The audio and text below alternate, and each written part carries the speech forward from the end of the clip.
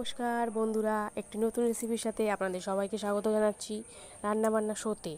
আজকে আমি যে রেসিপিটা আপনাদের সাথে শেয়ার করব তা হলো ভোলা মাছের তেল ঝাল রেসিপি। এটা গরম ভাতের সাথে খুবই সুস্বাদু একটি রেসিপি। তা চলুন রান্নাটা করি। প্রথমেই আমি এখানে ভোলা মাছগুলো ভালো করে ধুয়ে নিয়েছি। এবারে আমি এর মধ্যে দিয়ে দেবো নুন আর হলুদ গুঁড়ো।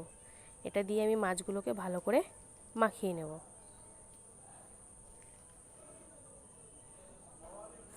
আমার মাছগুলো মাখানো হয়ে গেছে।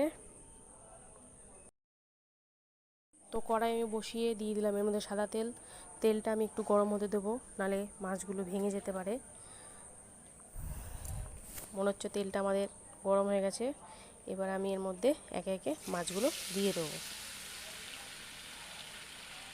ভালো করে ভেজে নেব।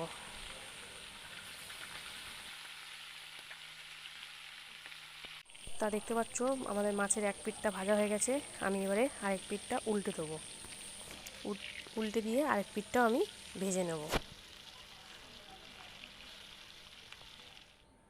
দেখো মাছগুলো আমার দু পিঠই ভাজা হয়ে গেছে। মাছগুলো আমি তুলে নিচ্ছি। এবার ওই তেলের মধ্যেই একই পদ্ধতিতেই আমি বাদবাকি মাছগুলো ভেজে নেব। এটারও এক পিঠ ভাজা হয়ে গেছে, আমি উল্টে দিলাম।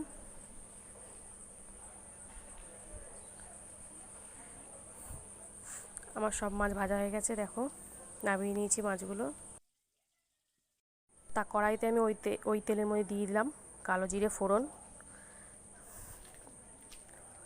এবার আমি দিয়ে দেবো এতে একটা মাঝারি সাইজের পেঁয়াজ আমি একটু ঘষে নিয়েছি, এটা দিয়ে দিলাম।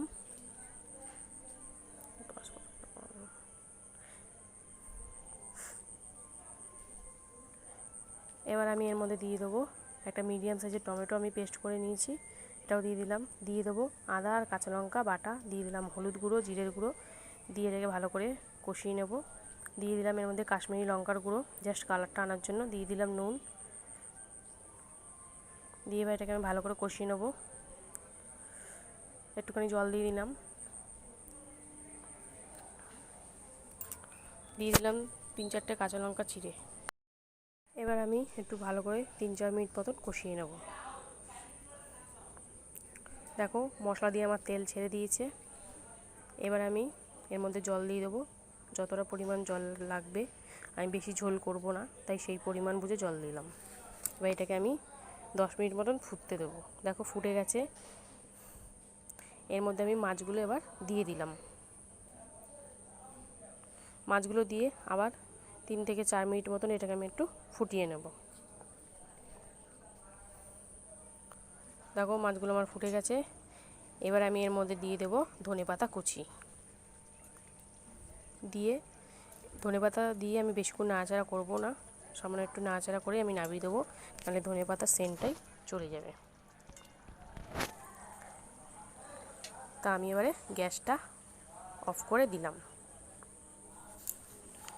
আমাদের ভোলা মাছের তেল ঝাল রেসিপি রেডি হয়ে গেছে। এটি গরম ভাতের সাথে খুবই সুস্বাদু একটি রেসিপি। যদি তোমাদের ভিডিওটা ভালো লেগে থাকে একটা লাইক অবশ্যই করবে। যারা আমার চ্যানেলটি সাবস্ক্রাইব করোনি সাবস্ক্রাইব করে নিও। কমেন্ট করে জানিও আমার রান্নাগুলো তোমাদের কেমন লাগছে। সবাই সুস্থ থেকো, ভালো থেকো।